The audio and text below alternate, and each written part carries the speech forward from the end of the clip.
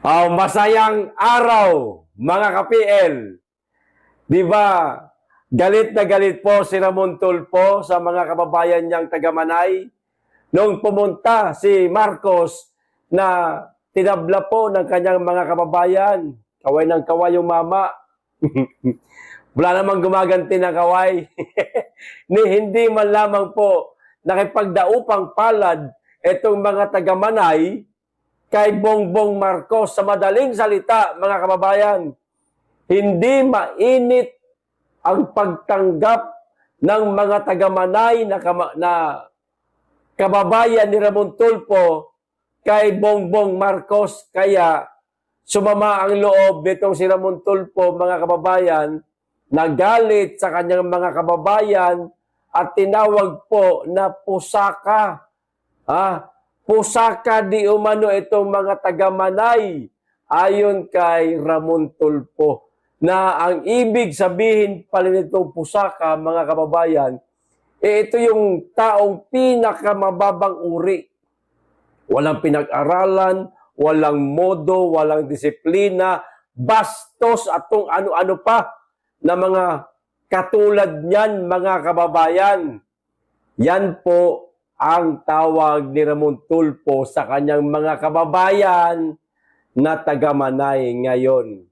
Nalaman po ng mga taga-Manay, mga kababayan, ang sinasabi nitong si Ramon Tulfo. Gumante po ang mga taga-Manay. Ito po, may video, mga kababayan. Niresbakan si Ramon Tulfo ng mga taga-Manay. Ayan, kasi kayabangan mo, Ramon Tulfo, no? Grabe pagsusumipsip, ayan, kay Marcos Jr. Ewan ko kung magkano tinatanggap mo sa tanggapan ng Office of the President.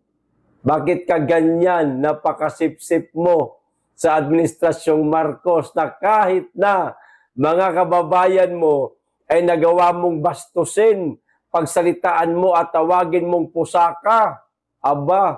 Nakakaduda ka, sir. Magkano ba? Nagtatanong lang po.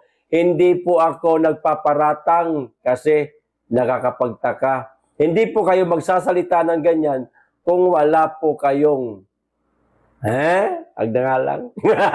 Ito po yung video, mga kababayan. Galit at simpleng reaksyon ng mga kababayan nating taga-Manay dito kay Ramon Tulfo. Panoorin po natin. Sa ako mandaya mangod mi diri sir, sakit pod. Dili katunag istorya pod, mandaya man pod to sir. Labaw pod to. Nga pusaka pod. Tabla-tabla nami. Kay pusaka pod siya, kay mandaya man to, pareha mi mandaya. Ang pasabotan ng pusaka, pinaka-ultimo sir. Ultimo gyud kanang pasabot nga kanang pagtanaw sa mga tao, wa nay bili. Mao na siya. Wala kay eskwelahan, ana murag pobre jud kay ka. Murag jud kay tanan halos tanan wala. Kanang respeto lang sa isig ka tao. So ayun, maliwanag, mga kababayan, Bisaya nga lang ang lingwahe. Unang lalaki, ang sabi niya, ayun nagsalita na pusaka. Mandayan din man yun. Ginantihan siya ng kanyang mga kababayan. Kasi nga sinabi Tulfo na pusaka daw yung mga taga-Manay. Yung mga taga-Manay, kasi mga kababayan, ang tribo po nila, Mandaya. Yan. So kaya nasabi nito isang mama na nagsalita ng pusaka, Mandaya din man yun. Pusaka din yun. Sabi gano'n. At itong pangalawang mama ang nagsabi, kapag sinabing pusaka daw, ito yung ayun nga, yung walang pinag-aralan, yung pinakawalang silbi na tao sa balat ng lupa, parang ganun, mga kababayan, no? Pinakamababang uri ng tao, walang pinag-aralan. Yun po, mga kababayan, ang grabe to si Tulfo, no? Kahit kababayan niya, no? Kaya niyang bastusin, mga kababayan, alang-alang sa pagsusumipsip kay Bongbong Marcos, kababayan mo, babanatan mo, tatawagin mo pusaka, hindi ka man lang nagsabi man lang sana na, mga kababayan, ano ba nangyari sa inyo? Sana nagbigay man lang kayo ng galang sa presidente na dumalaw po sa lugar natin. Yung ganong simple lang ba? Yung hahaluan mo ng kaunting puso, yung mga sinasabi mo, para maantig ang puso ng iyong mga kababayan na taga-Manay at humingi ng tawad sa pagpunta ni Bongbong Marcos na hindi siya pinansin. Hindi siya nilatagan ng red carpet.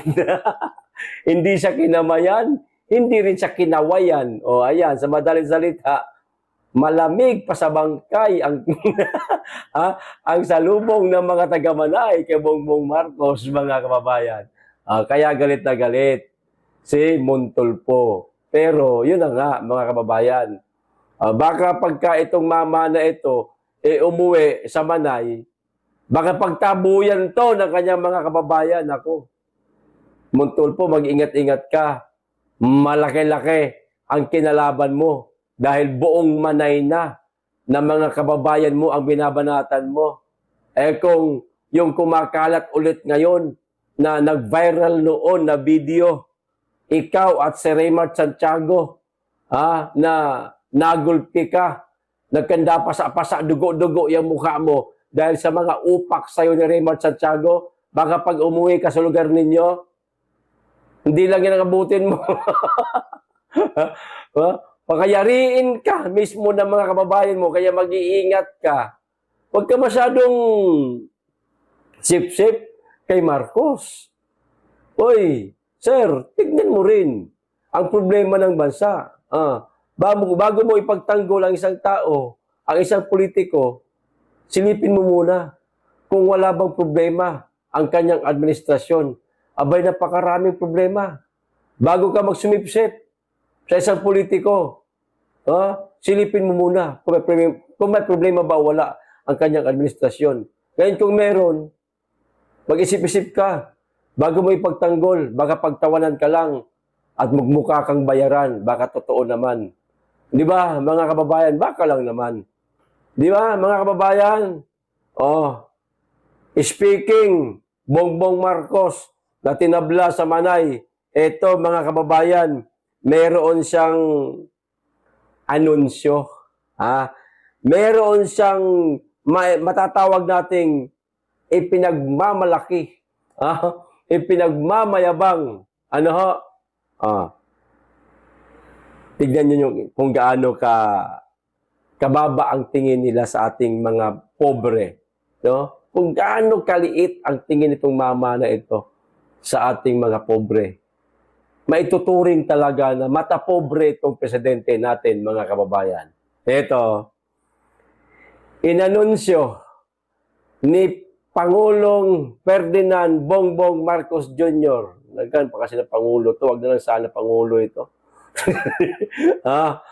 Na magkakaroon ng 350 pesos kada buwan na ayuda ang mga buntis para masuportahan ang nutrisyon ng kanilang anak.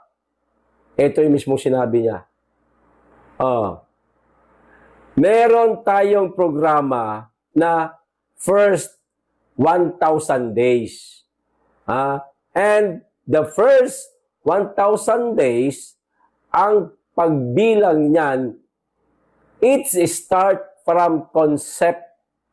Magsisimula pagka nabuntis na ang nanay. So, buntis pa lang, nandyan na ang programang ito. Mga buntis at kanilang anak. So, mga kababayan, ang makikinabang daw nito, nanay at saka anak. Okay? Sabi simula sa pagkabuntis ng nanay. No? Ang nanay at saka anak. Okay? Mga buntis at kanilang anak. Maliwanag. 0 hanggang 2 taong gulang o 2 anyos na kasama sa 4-piece makakatanggap, mga kababayan, ng 350 kada buwan para suportahan ang nutrisyon ng bata. Ng bata, mga kababayan ha. Ng bata. Okay, ganito. Magkano daw? 350 pesos kada buwan. Pera yan. Sino hindi matutuwa? Okay, may 350 pesos ka kada buwan. Ha? Nga naman, maglakad tayo ng isang buwan sa kalsada. Yung lakad lang talaga, nakayuko sa baba. Hindi tayo makakakita ng 350 pesos. Ha? Sa loob ng isang buwan na paglalakad natin, tama nga naman. Pero, mga kababayan, kwentahin natin ngayon. Kung magkano kada araw sa 350 pesos. Ayan o, mga kababayan, 350 pesos. O, divide 30 na lang tayo. Ha? 11 pesos lang kada araw.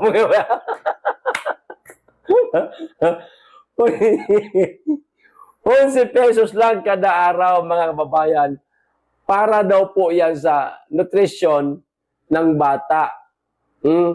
Mula pa nang maibuntis ng nanay, yung kanyang anak, pagbuntis pa lang, pagdadalang tao pa lang, ayan, meron na daw. Meron na 350 pesos kada buwan. 11 pesos sa isang araw. Marcos naman. Anong may bibili mo sa 11 pesos? Ha? Ni-order nga lang ng isang tumpok na kanin, yung order ka sa karinderya. 15 pesos na eh. Ha? 15 pesos po ang isang order ng kanin. Ha? Araw-araw. 15. Malaki pa yung order mas mahal pa yung isang order na kanin eh. Kaysa dito sa araw, buong araw na ito, mga kababayan. 11 pesos po kada araw. Para daw po sa nutrisyon ng bata, ng anak. Anong mabibili mo? So, ganito mangyayari. Bili ka 5 pisong tali ng malunggay. Laga mo sa tubig. Tapos teka, 11 ito eh. Tapos yung 6, bagoong isda. Sa buwan mo yung bagoong isda, lagyan mo ng malunggay. Yun lang eh. Yun lang yung budget eh. Wala na sibuyas bawang. Wala na. 5 pisong tali ng malunggay, 6 pesos na bagoong isda, buong araw kakainin niya ng bata. Ganyan lang.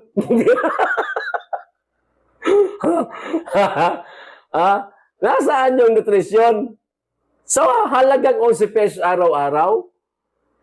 Sa palagay mo, mayroong makukuha ang nutrisyon ng mga bata niyan? Bongbong Marcos? Sabi mo, Diyos ko, wala nang halaga ngayon ng 11 pesos. Araw-araw. Natuwa pa siguro yung mga kababayan nating membro ng 4Ps. Applicable kasi ito, mga kababayan, sa mga membro ng 4Ps. Matuwa pa siguro sila, Mr. President, kung ginawa mong 100 man lang sana araw-araw. Okay na yan. 100 araw-araw. At least, masasabi natin, yan talaga, medyo mapapakain ng maayos yung bata niyan. Bakit? Makabili ka ng isda, 50 pesos, okay na yan eh. Tapos natira dyan, kalahating kilong bigas, okay na. Di ba, mga kababayan, makakain na ng maayos yung bata niyan.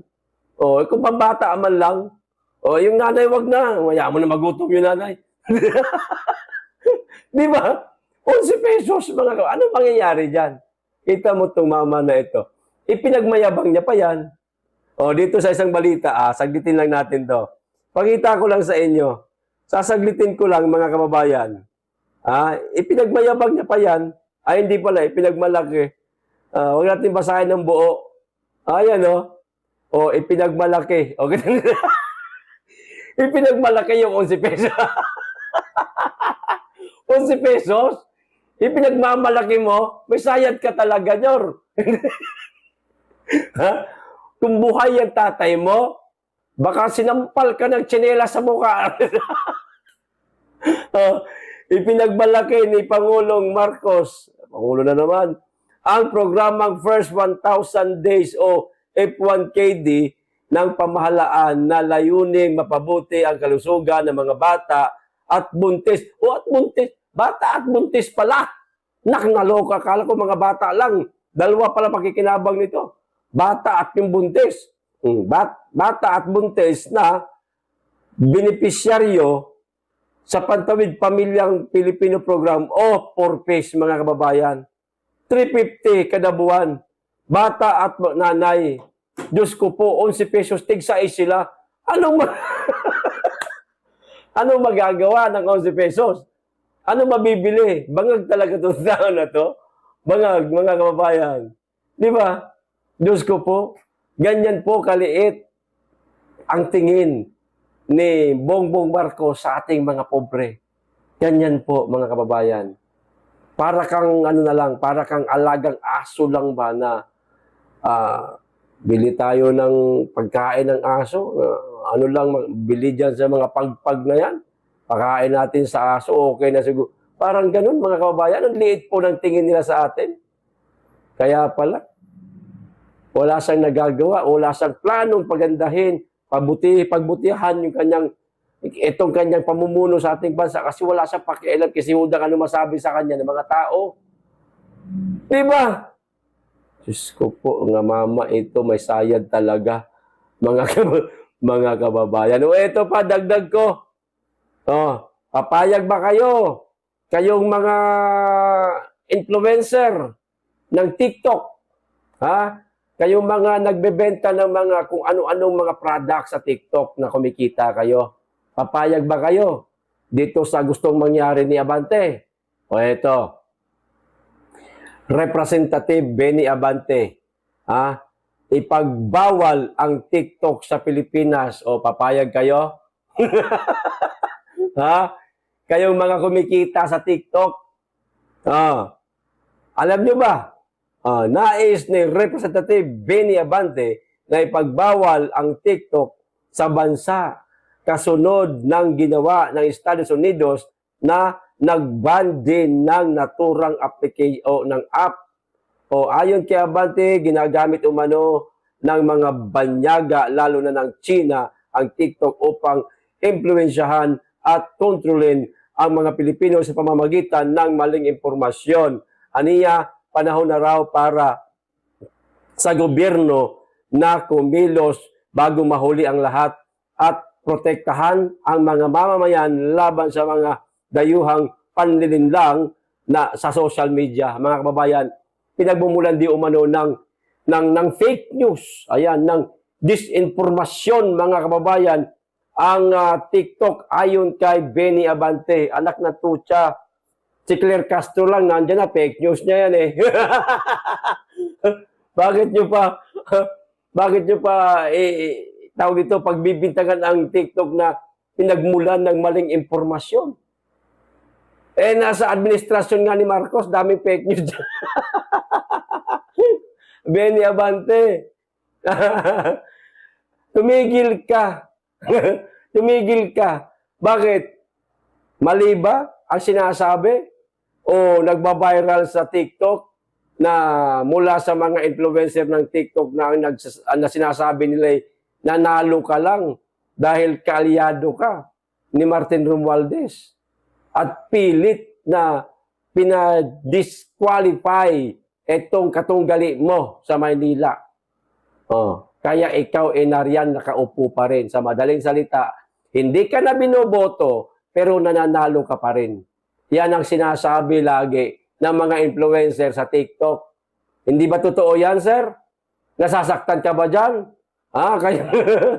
Kaya mo pinatatanggal ang TikTok at saka Facebook pati, mga kababayan, no? Kita nyo naman, no? Bye-bye TikTok and Facebook. Baka magaya talaga ang Pilipinas sa Nepal. Ay, Indonesia ba yun? Nepal. Na kaya nagwala ang mga Gen Z kasi ang mga application tulad ng TikTok at Facebook, Instagram, pinatatanggal. Baka magaya dahil sa iyo pagmula. O magagalit itong mga kabataan. O papayag ba kayo, mga kababayan? Kami sa YouTube kami maingay. Hindi kami masyado maingay sa Facebook. Minsan lang, di ba, mga kababayan? Ganito lang po. Maraming salamat. Mag-iingat kayo lagi at higit sa lahat. Mahalin natin ang Pilipinas.